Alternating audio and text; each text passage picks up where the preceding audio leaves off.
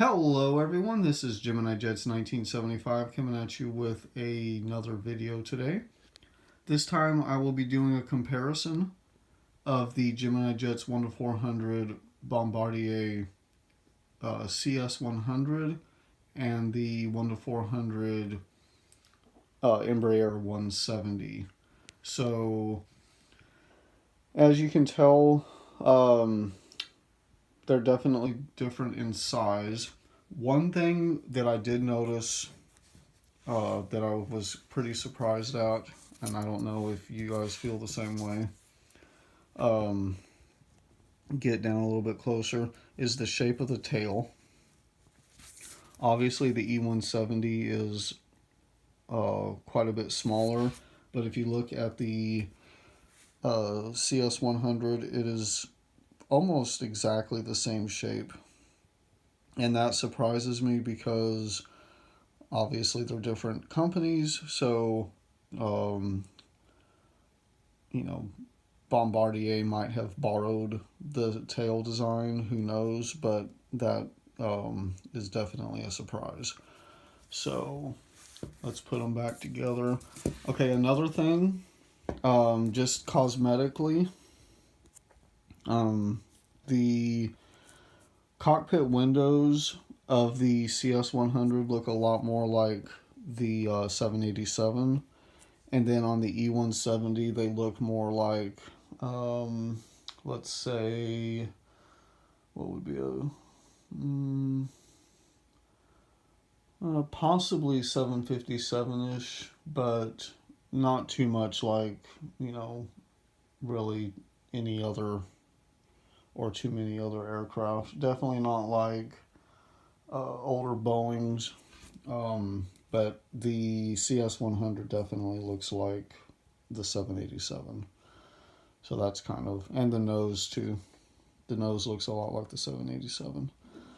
Okay, also the cabin windows, obviously, since a CS100 is going to be a mainline aircraft, there are more windows.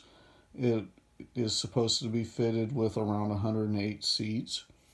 The E170 is a connection aircraft, so the windows are a lot further apart and they are bigger. E170 seats about 75 passengers or so. So that is definitely a difference. One, also engines, of course. I mean, that would only make sense. Bigger aircraft, bigger engines. But also, as far as Gemini jets and their model making, the CS100 does have antenna, 3 of them to be exact. And for a small narrow body aircraft, that's very nice. And then, of course, your E170, I mean, obviously it does in real life, but on here it does not. So, excuse me, that's definitely a difference. Winglet wise, okay, the shape of them are different. The CS100, they're a little bit more flat. Not quite like the blended winglets, the advanced technology blended winglets on the E175, but they are flatter than your more vertical winglets with the E170.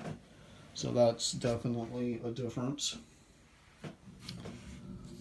The shape of the winglets is also different. So these, there's kind of a curve in the backside, and then on your E170 it's flat. The curve is on the front side.